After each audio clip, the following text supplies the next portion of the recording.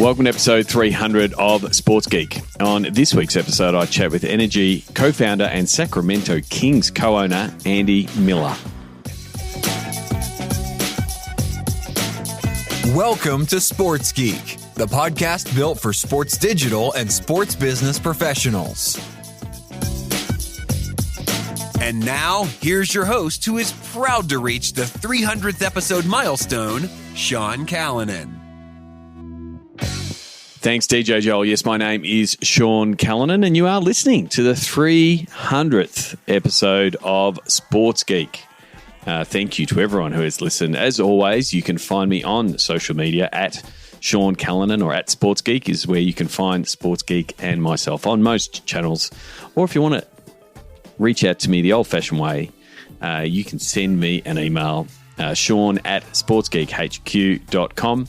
As always, you can find the podcast on all good podcasting platforms. We're on Apple Podcasts, we're on Google Podcasts, we're on Spotify, we're on Pocket Cast, my favourite. Please, if you haven't left a review, if you listen to one of the 300 episodes I've released and haven't left a review, please do so.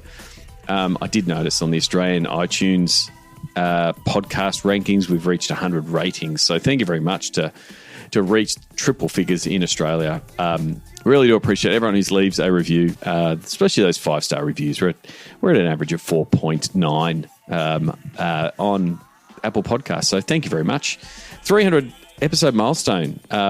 What a time. Over 600,000 downloads. I'm very appreciative if you've listened to one episode. If you've listened to all 300, that's about 9 days of listening to Sports Geek podcasts. So thank you very much for putting aside 9 days of your life to learning from the exceptional sports business guests that I've had on the podcast over the years. Some of the people have come on multiple times. Thank you for those who've supported me over the years. I love extrapolating listening time. If I take the average length of my podcast and the downloads and how many people have downloaded it, it pretty much puts the stats at over 50 years of listening. So people have been listening to the podcast effectively longer than I've been alive. So I really do appreciate it. Very appreciative of everyone who listens. And it's the reason I keep doing it. I did take note. There was a podcasting study put out recently. There's over 2 million podcasts in the Apple Podcast directory. James Cridlett at Pod News did some analysis, and Casey Newton also tweeted out about it. But 37% of those podcasts do 2 or less podcasts, and it's only roughly around 750,000 people get past 10 episodes. So I didn't get the stats on how many people have hit 3 figures or hit 300, but I'm in the minority as far as people who produce podcasts. So I'm really proud to get Sports Geek to 300. Also done another couple of podcasts, Beers, Blokes and Business. I did for a 90-episode run for a couple of years, and now kicked off the Play Media podcast, which is available on YouTube. We've done 8 episodes of that, and so we'll push through that 10-episode threshold soon, looking at the world of gaming.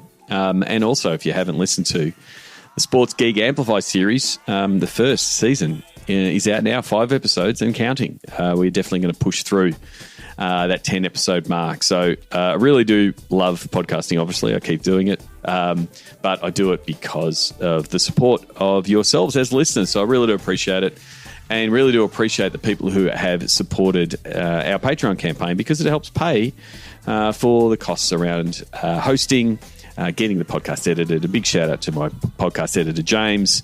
Shout out to DJ Joel, who does the voiceovers and has done for many, many episodes. You can support those efforts on what we do in the podcasting space, and also what we do with our sports business content across Zoom calls and Sports Geek News. You can do that by becoming a Patreon subscriber. Go to sportsgeekhq.com/Patreon. And you can do so for as little as $4 a month. Check it out. Check out the options there. You can do it monthly, or you can do it in a yearly option if you don't want to be hitting your credit card every month. Before I get into my chat with Andy Miller from NRG and the Sacramento Kings, I just want to quickly say, is there a way I can help you? If there is a way I can help you, please reach out. Doing a lot more online education and training and some Facebook best practice around advertising recently. Really enjoyed doing that to a group of folk, helping them understand how they can maximize what they're doing in Facebook and Instagram. So if you think your team might need some education training, bring them up to speed on particular topics or tactics, happy to discuss how we can help you. Obviously, we've got my Pick My Brain sessions, where it's a 2-hour session where we can dive in on a topic that you want to tackle. It can be one-on-one if you want to brainstorm or look at a particular strategy you're tackling, or you can do it as a team. What I love doing is helping teams better understand how they can better commercialize their assets. So if you're looking to maximize what you're doing in the digital, we can apply the digital dollars process and what we want to do. And one of the things I'm really grateful for from the podcast is the clients that I've worked with due to the podcast. So if you're one of those people who have been considering reaching out and saying, hey, Sean, how can you help? Please do so. Just go to sportsgeekhq.com and just click on the links or reach out, Sean at sportsgeekhq. I really do appreciate the work that comes from you as Sports Geek podcast listeners. This episode, I'm really pleased to connect and talk to Andy Miller. He is in the esports space, like myself, with NRG, which is a gaming-focused business where they do stuff in esports and across content.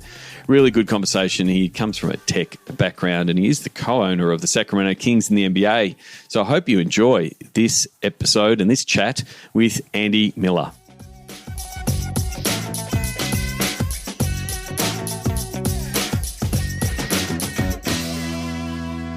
Very happy to welcome Andy Miller, the CEO and founder of NRG Esports. Andy, welcome to the podcast.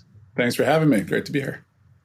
So, like myself, you have a geek background. How did your tech career lead you into the world of sports and gaming?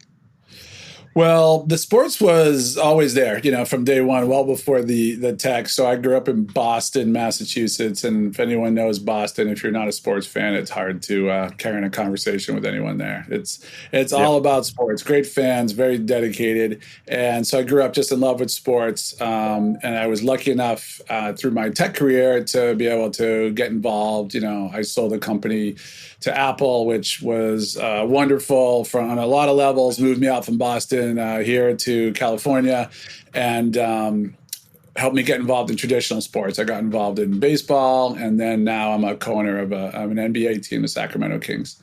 So how did being a co-owner of the Sacramento Kings, you're part of the ownership group there. How did that come together? How do you get to be part of a group that makes a bid on an NBA franchise? Yeah, it was almost an accident in a way. So I was, Boston kid, loved sports, moved out to California, had some money, got into minor league baseball and out here with the Rockies, and I loved it. And it was great. But minor league baseball, for any of your viewers who don't know, the owners of the team are not the owners of the franchise. So the Rockies did not own the single A team. We did. And basically we're like in a partnership. They control everything, players, everything, and we control everything with it, outside the white lines, if you will. So the stadium, the concessions, advertising, tickets, whatnot. So it's cool, but it's not traditional sports and major league sports. And I wanted to see if we could get into that. So I tried to put a group together with a few guys to take a run at buying the Oakland A's, which is always rumored to be for sale, but never for sale. And as we were doing that, all this well-documented drama started with Steve Ballmer trying to buy the Sacramento Kings and move them to Seattle. Technically, he bought the team, but never really didn't win the vote for a relocation. And so we were approached as a group that was out there with some other SAC folks by the mayor, then Kevin Johnson, former NBA star, said, hey, if you love baseball, how about basketball? And if you're willing to work with us, we'll throw the full weight of the city behind you. I know that the commissioner doesn't want to rip Sacramento, their fans away, basketball away from their great fans, but we got to build a stadium here. And so you want to work together. So we quickly did. We shifted to that, added a bunch of people, and we're lucky enough to fight off what we were promised would never be a bidding war because we would never compete with, Steve Ballmer.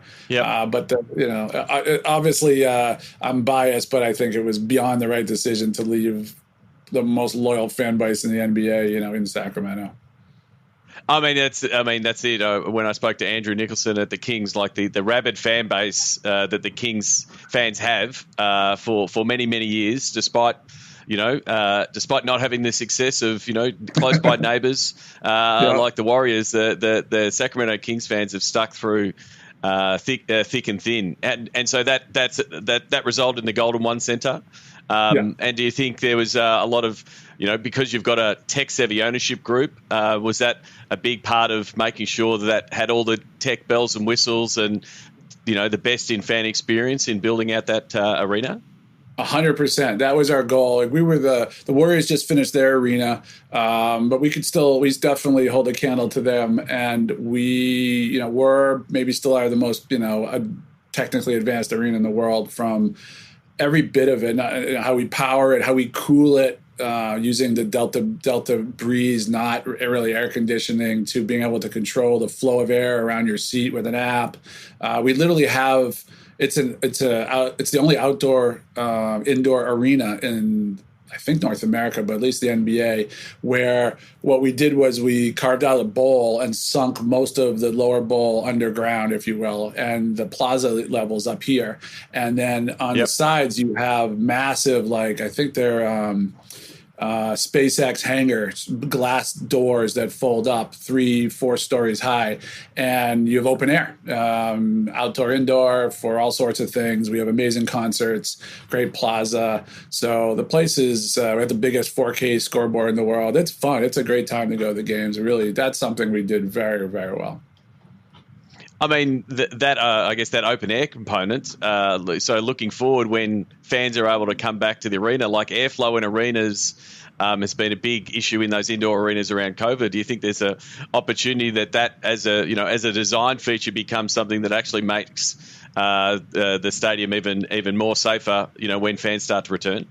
That's really interesting. It might be. Sacramento is very hot in the summer, but in the fall and winter, it's beautiful, and it's probably not much different in Melbourne, actually, now that I think of it. But the only issue with that is, I remember when we tested the doors the first time, and we're going up and down one of the first few times, and some kid flew a drone in. And that was it, right? So then there were snipers, NBA and league security we have every night. So the doors don't get open during the games much. So I will have to see how that plays out. But it is the airflow is obviously one of the advancements there. And so how is you've now been in the NBA ecosystem and part of the team owners meetings and those kind of things for 8 years. How has the NBA changed over the past 8 years? Well, Adam Silver, took over as commissioner. He's amazing after Stern died, who was amazing. The league is super social savvy, socially conscious, social media. The expansion around the world has been tremendous, seeing the growth of the NBA and just basketball in general, but it's all part of the big plan. Super tech savvy group. I think we'll see open to lots of ideas and growth, and just very measured, and really, I think, a great relationship with the players as well. And so that was 2013, and then you founded NRG Esports in 2015. Are you been a long time gamer? What led you to the world of video games? Not really. I played like everybody else did, probably growing up, but a couple things. One, my boys, so 2 boys playing games all the time. And then I started watching them watching Twitch. And Twitch back in 2015 wasn't what it is now. But I was amazed. I was like, what are these numbers? This is all people talking to the guy, and he's responding, and they're donating. And I said, what's this number? I remember very clearly. And they said, oh, that's the amount of concurrents who are watching right now. And I said, so there's 26,000 people watching this kid right now?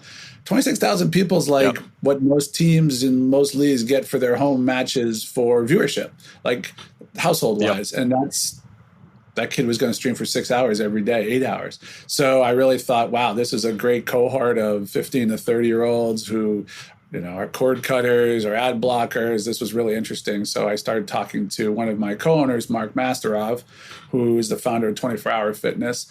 And his kids, the complete opposite of mine, they're like giant Nordic god Division I athletes, and mine are more geeky kids. And they all got along. They all played games together. It was a great equalizer. His whole family played games, and we said we should get a team, and we did. And then Shaquille O'Neal joined us because Shaq and I, and Mark and Shaq especially, have had a long-term relationship, and we just started making mistakes. With your team, like, it's super hard, and we were overwhelmed and overmatched at first, but last couple of years have been phenomenally explosive for NRG, from both. Competitive, we've been winning a lot, but also from our sort of fan base, and I would say it's more because of our content and our influencers and really our short form content that's really grown the awareness of the team and what we do than winning. But esports, the pure esport part, is definitely been a part of the recipe. I mean, that is the balance. I think every esports gaming org is trying to figure out how much they're on that competitive side and how much doing that content side. You've found that working with streamers, working with content creators has helped build out the NRG fam, as you guys call it.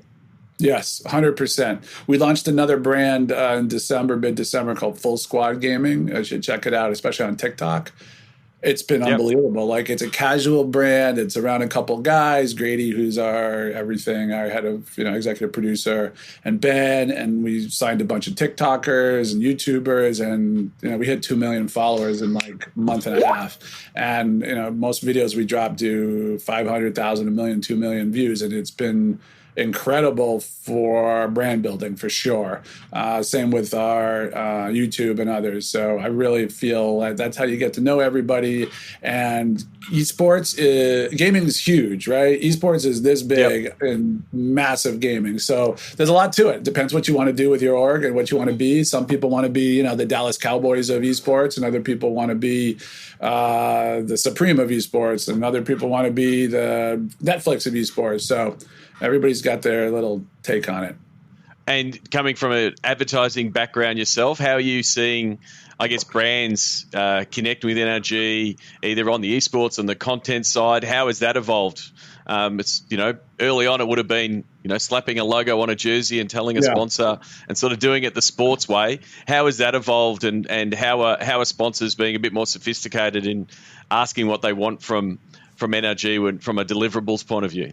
Yeah, super hard in the early days. No matter what, you walk in with Shaq or relationships, they're like, I don't know, and we don't do logos, logo slaps. But great example now how it's evolved is that Full Squad Gaming is based on this thing we call the NRG Castle, which instead of making a training center for our guys with great scrim rooms and massage therapists and nutritionists, which we still have great facilities, and our guys win a lot without the giant center. We said, like, what do the fans really care about that? Aspirationally, maybe they want to be a player and they want to be on our Overwatch team and win a championship. Great, the Shock's awesome, but we wanted to do something for the fans, so we built out the castle, which is kind of like if it was a big MTV show up here in the States called Rob Dyrdek's Fantasy Factory for skateboarding, or Willy Wonka's Chocolate Factory of gaming, and it's freaking crazy in there, and it's artists designing sets from movie designers and TV shows, and there's all sorts of wackiness in there. We filmed tons of content in there, and we just got our biggest sponsor ever, which is Hot Pockets, which is doing some sponsor work with the teams, but everything that goes in and out of that castle, the content, is what they're interested in to really connect with the everyday gamer. Our announced video did, I think, 8x from what they were hoping. So we're off to a great start, but you start to utilize all your people and all your properties in a way that's a little different than a traditional sports team does. Yeah, and it becomes, that content warehouse for the brands. It is tough for Hot Pockets to create content that connects with an audience, whereas you've got killer content creators, really tight association with your brand and your teams and those creators, and that's where you can translate those kind of deals with someone like Hot Pockets. Yeah, you got to put it all together, right? Because if you're just going to be a pure esports team, at least in the United States, where it's very, very competitive, I think you're going to be eating crickets in the desert because it's expensive. It's hard. Yeah. Yeah, I mean, the last year has been tough for a whole bunch of sports, obviously, with not a lot of fans, Sure. and especially the Overwatch titles that were really pushing their chips in on the stadium events. How do you think Overwatch and the like are going to sort of bounce back when fans do return? Are you a believer in the esports event model and having fans in stands and watching games? Oh yeah, I'm not 100%.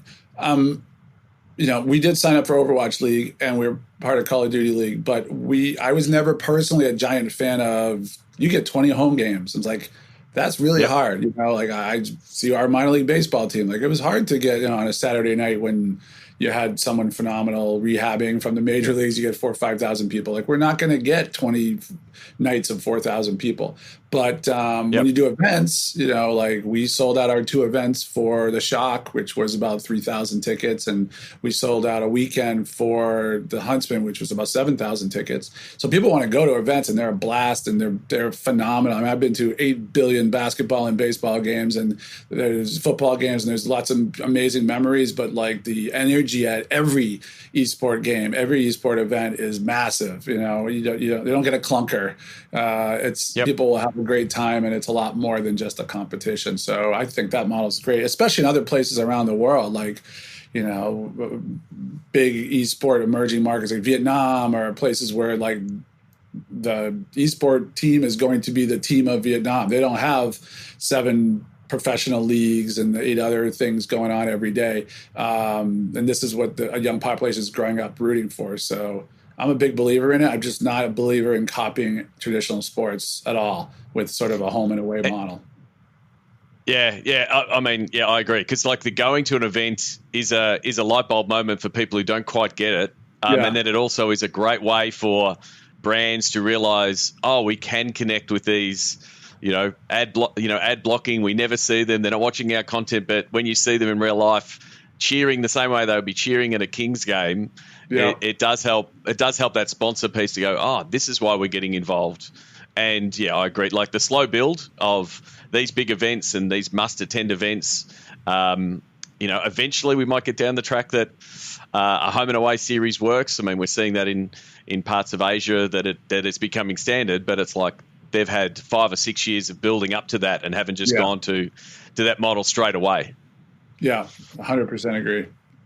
And so post-COVID, hopefully we're moving into that phase of post-COVID. What do the plans look like for NRG? What are things you're excited as events start opening up and the world starts going back to normal? Yeah, so we opened the castle up during COVID, and then haven't been able to use it much until recently. So we did that Hot Pocket shoot and got a good chunk of our guys there and girls, and we want to wear the place out. I hope it's a beehive of activity and that all of our players come in and out and artists and athletes and musicians. Like we're right near Staples Center in LA, downtown LA. So we want that to be just like Rob Dyrdek's Fantasy Factory, where anyone who came to LA at that time wanted to go. And so we want to host events there. I'm looking forward to Overwatch League finally starting. It's been the longest off season ever, but there's 3 events there as well. So that stuff I think will be very big. And I'd like to see what happens. Like a lot of orgs and teams have kind of turtled in a way in the last year because they're not content orgs. So when you're not content org and you're just playing games, you got to do some other stuff. So I'm interested to see what they're doing. And we've got some collaborations coming up and some team houses and a lot of content stuff. So I think that's going to carry us through the year. And one big surprise over the summer, I hope that is open to anyone in the world to play in. So we're working on something really cool that I hope we can announce in a month or 2.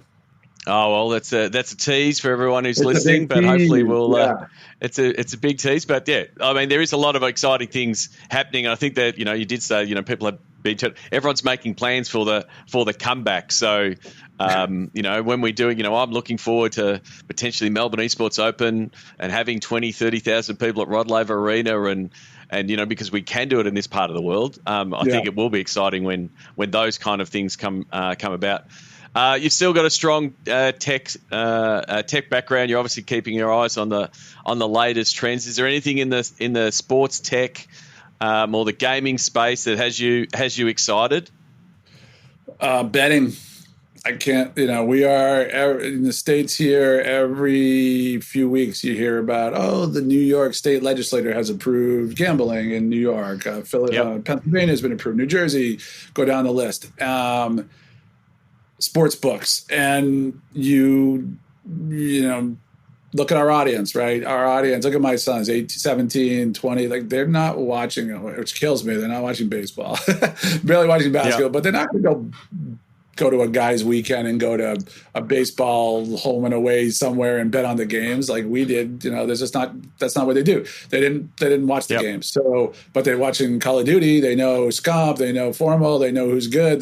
When they bet, they'll bet on that. And if it's super accessible, because that's the stuff they watch anyways, and they're going to go to events, that's what's going to happen. So there's so much tech behind that, from fantasy to prop betting to apps to Fubo baked into your over the top channel, your set top box. Yep. I think we're going to get inundated with it at some point, but I think it's going to be really big, and I think esports will be the core of it because there's a game every night, every day, every hour. There's something if you want to get involved in it, and it's going to be hard for these bookmakers to figure it all out and not create massive inefficiencies in the lines and everything. It is fascinating watching it from a mature gambling market like Australia. Like, we've had sports gambling for many, many years.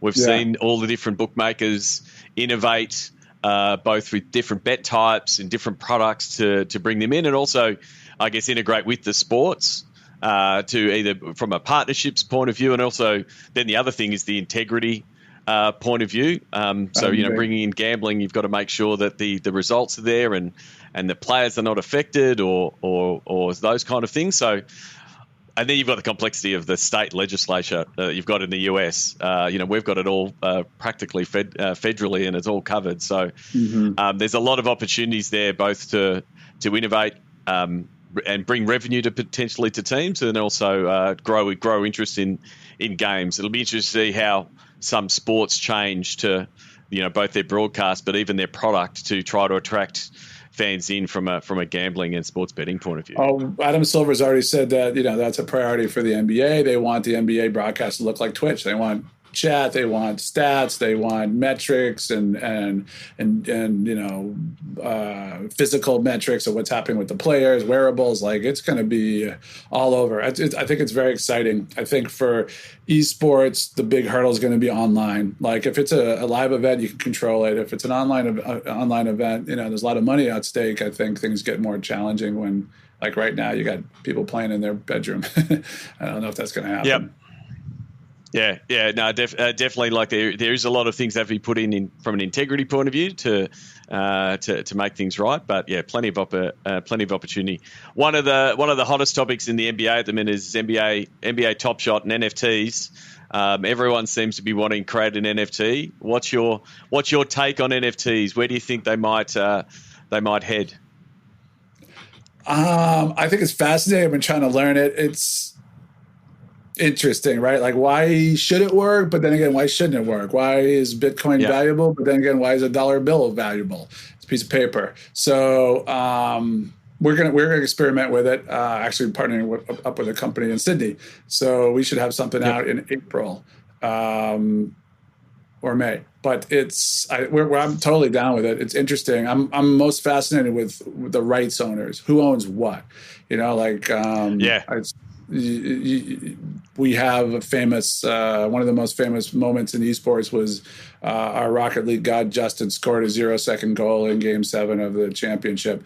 And who owns that? Like, I guess it's Epic, right? They own the broadcast, but can I do something with that and make it an artistic rendering, a reimagining of that? Is that okay? Can Justin do that? Who can use his name, the likeness, the rights? So I think it's kind of confusing, but I think it's fascinating. Yeah, and I think that's a piece as, like, as a team owner, like, I would be able to, I would like the rights to be able to create an NFT of a highlight of our game.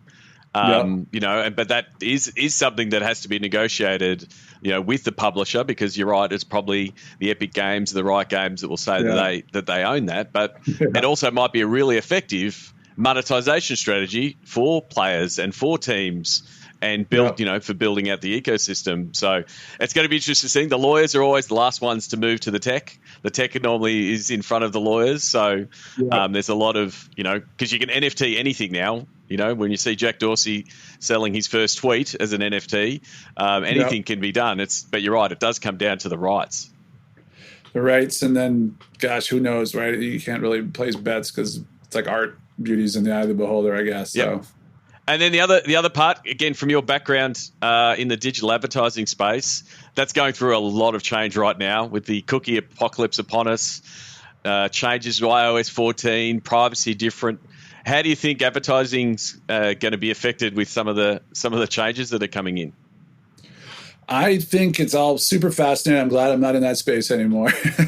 What I think is going to happen for brands, what I like the space that we're in, is that they're going to start buying audience and community, not audience anymore. Like influencer in my mind becomes even more important. Not the company, not the show, not the celebrity, but the influencer and the community. And small communities can be billion-dollar businesses. And you don't then go to programmatic and you buy look-alike this and that and try and spam your ad out there. You're integrating into content. Especially short form content, I think, and social will be everything. So that fits in with the generation and the attention span and how they like to consume and where they like to consume. And it's a big shift, but I think it's happening right before our eyes. That's why we're doing so much short form content. Yeah, and the thing is, the audiences that you're working with in the gaming and esports space, they've had ad blockers on for ages anyway. So saying that, the cookies are going to be turned off or they're not going to be available, they haven't been available for years for that generation because they're savvy enough to say, I'm going to opt out of that. I'm not going to be on that platform. And as an advertiser, it's always been hard. So, you're right. I think going, the mainstream attack of programmatic and putting your ad everywhere and plastering over the internet isn't going to work. Whereas you get a really powerful niche of an audience and a creator that knows their audience and knows how they can connect, because it is the same, like you said, 26,000 concurrents, but actually having that streamer being able to say something and drive action, you can't get that on other platforms. So it is going to present an opportunity because there's going to be a lot of advertising money that's moving around the market that people won't know where to be putting that money in. Like yourself, I'll be putting my hand up and saying, hey, let's do some great content and connect with fans that are actual real fans.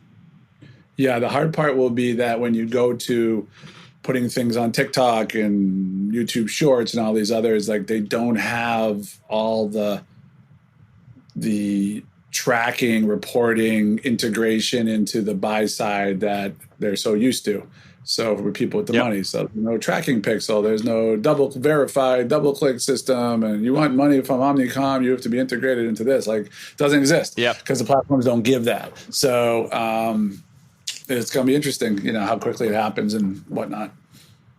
And do you think there'll be a rise in that kind of tech to be able to at least do some verification of that action, to be able to give some, I guess, peace of mind to the media buyers, to be able to say, I work with this influencer and I did see the mention and we did, and have something to track, and that will sort of be pushed by the advertisers? I think so. They're going to say, I want to be here, but I need something. And I was a mobile entrepreneur and we didn't have any of that either, right? It was all experimental budgets. And then they said, hey, if you're going to do this, we need a tracking pixel. We need to verify. Can you integrate with our server? And eventually it happened. But it's a little harder because there's so many platforms and so many places where you add up together, like our Hot Pocket example. Like I told you, we blew it away, but we blew it away because we had a ridiculously cool YouTube video, and then we cut that up and put it on YouTube Shorts. We had an awesome TikTok as part of it. You can go down the list, right? Instagram story, and add it up to a lot of people. but they want to know more. How many duplicates? What was the frequency cap? Did it, how do I know it ran? That type of stuff.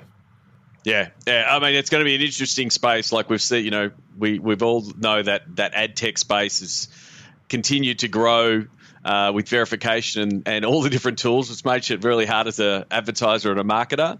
But that space in the world of gaming is still relatively sparse. So I think there'll be a lot of that tech moving into the world of gaming to produce and allow you to track some of that spend. And if it's trackable and it's been able to be ticked off by someone, it will actually help more of those hot pockets type deals to come through. Yeah, 100%. Totally agree. So, Andy, I want to just, wrap up with the Sports Geek Closing 5. Do you remember the first sports event you ever attended?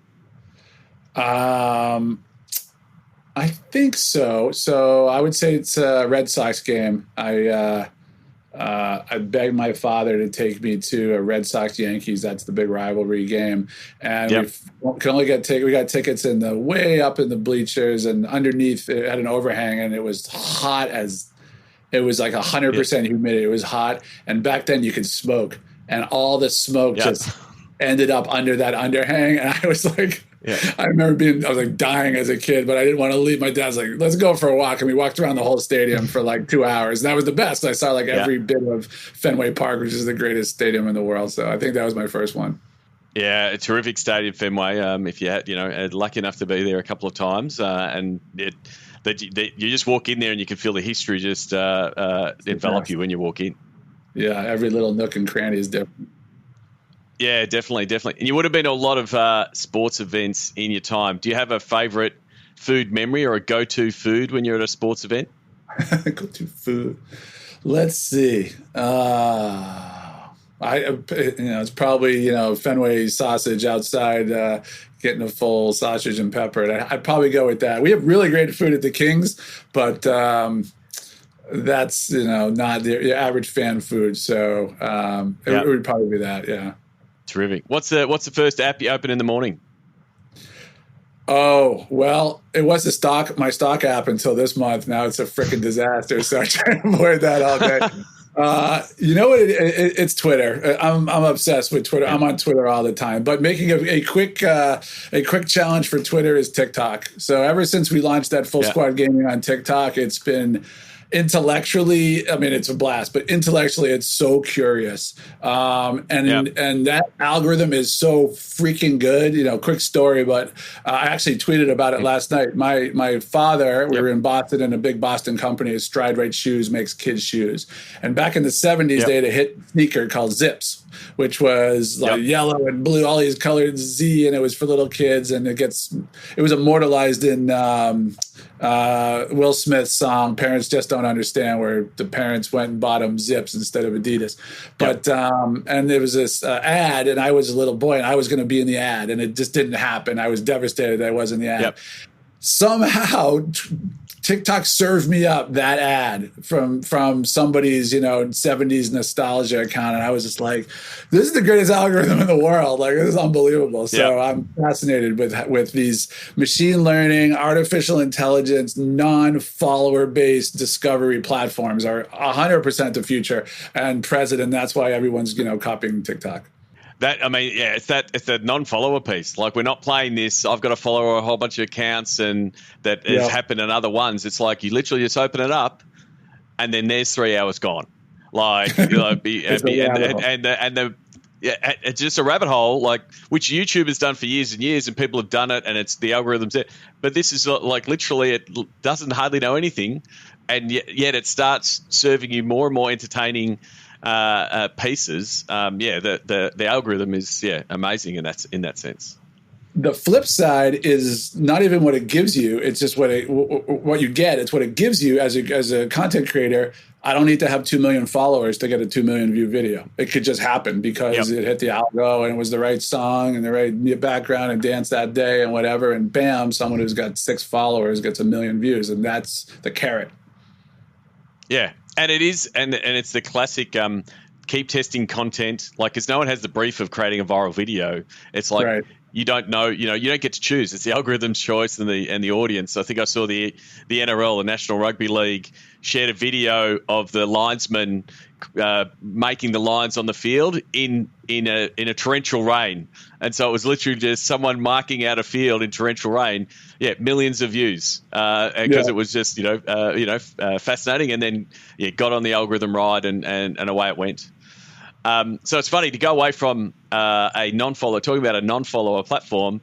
I'm going to now ask you if there's someone that you think the listeners should follow, that maybe you follow or you read, or someone that you tap on the shoulder to keep up to date. Is there someone that you suggest everyone should be following? Let's see. Well, on TikTok, I'll put the plug for Full Squad Gaming, not just because it's ours, because what we're doing is so integrated. It's a story. It's only, you can go back to the first one. The story is Grady and Ben. They get up there as individuals and they say, "Hey, I'm Grady, I'm Ben. We're starting a gaming club, and this is our castle. And give us a week, and we'll show you why you should stay with us." And they did that, and they got a big follower base. And then they said, "Hey, everybody, I'm so thankful for all these people. We have 1 million people who follow us. If you follow us now, I'm going to print out everyone's icon, whatever that is, of your avatar. Yes. And we're going to tape it up here on the wall." And they taped up like 30,000 of it, and they grew to 1,000,005. And then now they're doing this release of TikTokers who've joined the squad, and they're up to 2 million. And it's just this, it sums up in my mind everything that's going on with content and gaming, and people wanting to be part of a community. So I think that part is fascinating. Terrific. Well, you probably spoiled the result of the last question, but that's all right. Kevin Durant style, what social media platform is your MVP? It's probably still Twitter. I can't live without it. There's no way you can keep up with esports and gaming without Twitter. But I love Twitter. I love TikTok. I'm fascinated with YouTube Shorts now. We launched the channel a month ago, and it's been great.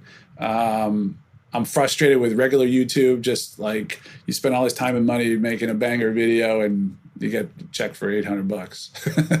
So that's a lot of work to try and figure out how to grow. But those type of things. I haven't really done Clubhouse yet. Have you tried that? No, I haven't been able to, because I'm stuck on Android Island, so it's not available on Android. But I have tried Twitter Spaces. Sort of has all the ability to come in and come over the top. It's but it's just, at the moment, it's just a little bit clunky. Like, you start a Twitter Space and it's a bit awkward to share people. I think I did one the other day, and I got bombed by a bunch of Ariana Grande fans that just wanted to talk about Ariana Grande. And I'm like, "Hey guys, you want to talk sports biz?" And they go, "No, we want to talk about Ariana Grande." I said, "Well, this isn't exactly what the surface is, But which is like early Twitter, when you would just talk to random people and you didn't know who was turning up. It was a bit like that. So I think if they put some rigor around it, it has some opportunities. But I also, think, as someone who does regular audio in podcasting, I think Clubhouse and this social audio piece is having a moment, because a lot of people are locked away from home, locked at home and a missing connection.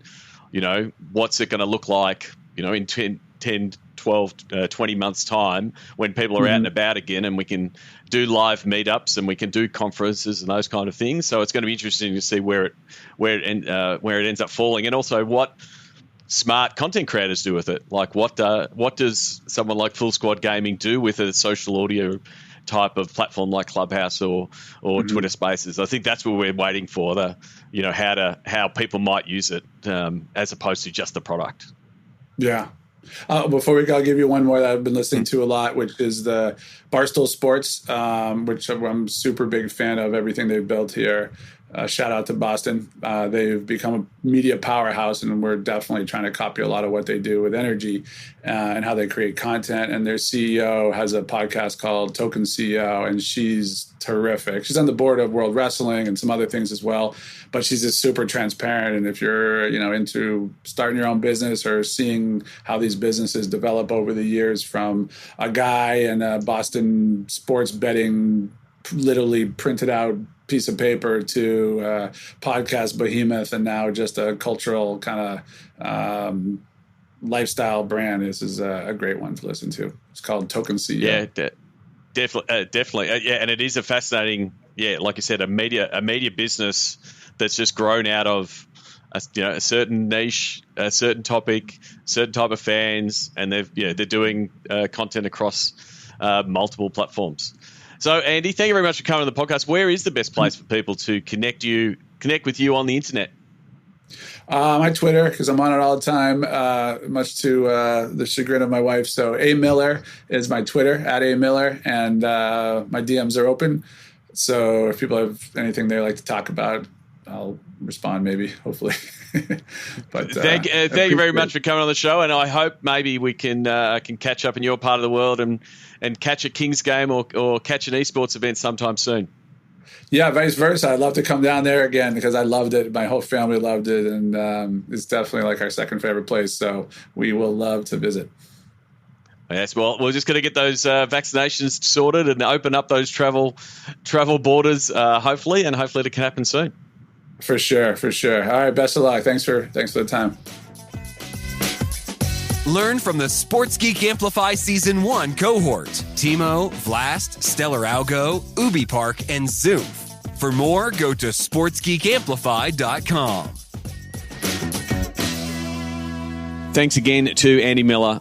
You can reach out to him on Twitter. Send him a tweet, A Miller on Twitter. Tell him you listen to the episode, and please share the episode with friends. You can also reach out to Andy on LinkedIn. I will have tagged him on my post on LinkedIn.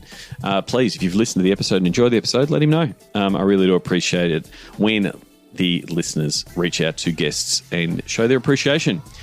Before I wrap things up, remember, I still want to work on big problems, and guess what? There's still a lot of big problems out there. Let's book a time for a call. Go to sportsgeekhq.com/phone call. As always, you can find everything you need at sportsgeekhq.com. You can find the latest links to all the episodes, including this one.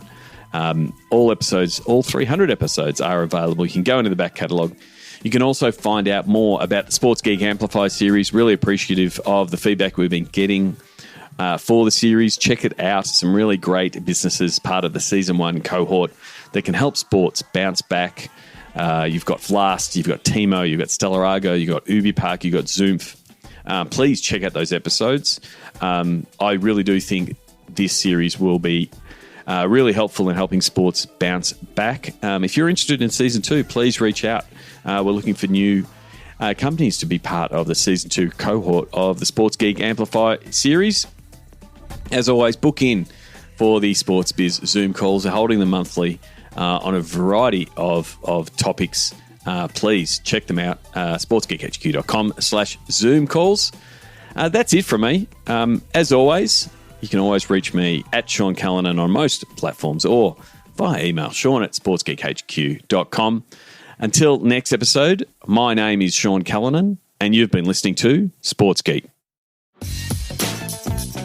We'd love your support on our Patreon campaign. Go to sportsgeekhq.com/Patreon. Have you listened to the Sports Geek Amplify series? Go to sportsgeekamplify.com to listen.